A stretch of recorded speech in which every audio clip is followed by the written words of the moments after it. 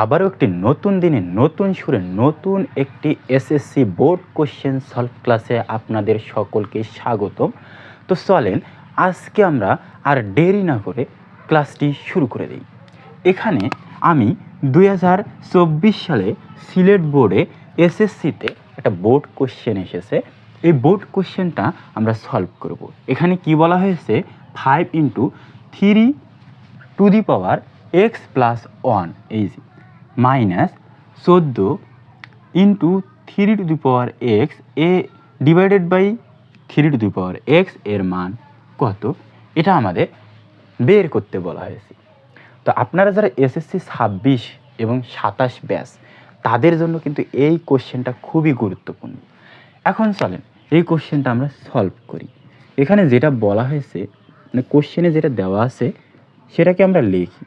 দেওয়া আছে 5 × 3^x+1 -14 × 3^x divided by 3^x এই জিনিসটার মান আমাদের বের করতে বলা হয়েছে।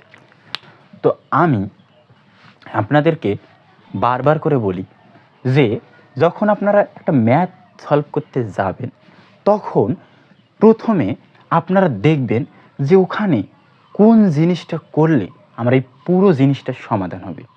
বুঝতে পারছেন? তো ম্যাথের ম্যাজিক লজিকটা যে ধরতে পারে সে কিন্তু ম্যাথে কোনো দিনও আটকায় না। এখন দেখেন এইখানে 3^x আছে, এই 3^x মানে 3^x এটার কারণে কিন্তু আমাদের এই পুরো জিনিসটার মানটা বের হচ্ছে না, মানে 3-র কারণে না, বের হচ্ছে না কার কারণে? এক্সের কারণে। তো আমাদের কোনো কারণে এক্সকে সরাইতে হবে। তো এক্স কার উপরে আছে? 3-র উপরে। তাহলে আমাদের 3^x অথবা এক্সকে সরাইতে হবে।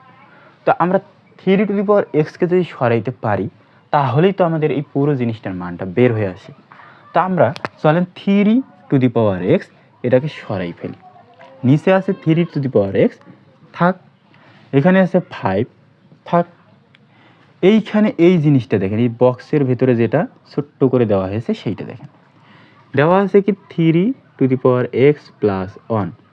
এটাকে আমরা দেখেন তো আমাদের কাঙ্ক্ষিত সূত্র a^m × a^n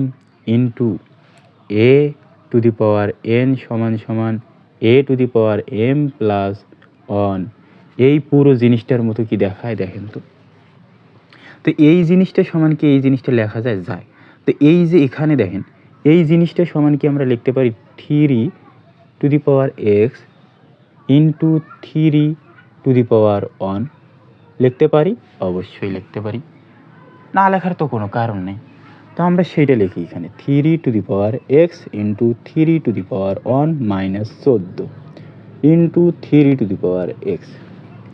এখন একটু দেখেন এইখানে আমরা যেটা করব সেটা হলো নিচে আছে 3^x, এটাকে সরাবো। তো এখানেও দেখেন 3^x, এখানেও আছে 3^x। আমরা একটা 3^xকে কমন নেব। কেন কমন নেব? কারণ দেখেন মাঝখানে একটা চিহ্ন আছে, আমরা জানি মাঝখানে প্লাস কিংবা মাইনাস চিহ্ন থাকলে আমরা কমন নিতে পারি, তাই আমরা একটা 3^xকে কমন নিয়েছি। এখানে আছে 5, এখানে আছে কত? 5, তার সঙ্গে গুণ আকারে আছে কত? 3^1 মানে হলো 3, আর এখানে আছে 14। এখন একটা জিনিস দেখেন 3^x আর 3^x এই দুইটা জিনিস কি কাটাকাটি যায়? অবশ্যই কাটাকাটি যায়। তাহলে এখানে পড়ে থাকে দেখেন 5 আর 3 গুণ করলে কত হয়? 15, আর এখানে আছে -14 সমান কত পাই? 1। তো এটাই মূলত আমাদের কোশ্চেনের অ্যান্সার। তো এই কোশ্চেনটাকে আমরা আরও একভাবে সলভ করতে পারি। চলেন আর একভাবে সলভ করাটা দেখাই দিই। তো একই প্রসেস কিন্তু সলভ করা যায় আরও একভাবে। তো চলেন সেইটাও সলভ করে দেখাই, মানে আরও একভাবে যে সলভ করা যায় সেটাও দেখাই দিই। এই প্রসেসটা আপনাদের কাছে হার্ড মনে হইলেও আমি এখন যেই প্রসেসটা শেখাবো সেটা কিন্তু কখনোই হার্ড মনে হবে না। দেখেন আমি প্রথমে কঠিনটাকে শিখাই, দেন তারপরে সহজটাকে শিখাই। এখন দেখেন এইখানে যেটা আছে সেটা লেখেন 5 × 3^x+1 -14 into 3^x divided by 3^x। আপনারা আমাকে একটা জিনিস বলেন, আমাদের সরাইতে হবে কাকে? 3^x-কে। এখন দেখেন এখানে মাঝখানে আছে মাইনাস চিহ্ন উপরে, এই যে ভগ্নাংশের উপরে মাঝখানে মাইনাস চিহ্ন আছে দুইটা রাশির মাঝখানে। তো আমরা এই নিচের রাশি একটা আছে, এই রাশিটাকে এই দিকে ভাগ করে দিতে পারি, এই দিকে ভাগ করে দিতে পারি, পারি তো? অবশ্যই পারি। তো এখন জাস্ট এই দিকে দুই দিকে এটাকে ভাগ করে দেন। এইখানে লেখেন নিচে 3^x আর উপরে থাকবে 5×3^x প্লাস 1, মাঝখানে মাইনাস চিহ্ন, এই দিকে থাকবে 14×3^x, নিচে থাকবে 3^x। এখন দেখুন এই 3^x আর এই 3^x কাটাকাটি যায়, আর পরে থাকে এই দিকে দেখেন 5×3^x প্লাস 1। এই দিকে আমাদের যেটা পড়ে থাকে আমরা সেটা লিখি আগে, নয়তো আপনাদের বুঝতে অসুবিধা হবে। এইখানে -14 বসাই দেন। এখন দেখেন এই যে বক্সের ভেতরে যেটা থাকবে এই জিনিসটাকে আমরা ভাঙাবো, এই যে এইভাবে তো ভাঙাইতে পারি। এইটা তো আপনারা 20 বছর আগ থেকে পড়ে আসতেছেন যে এটাকে এইভাবে ভাঙা যায়, তাই না কি? দেখেন এটাকে আমরা ভাঙাই দেখি। এইখানে লিখবেন, এখানে 5 আছে, 5, এই 3^x প্লাস 1কে আমরা লিখি 3^x, 3^1, নিচে আছে 3^x, এখানে -14।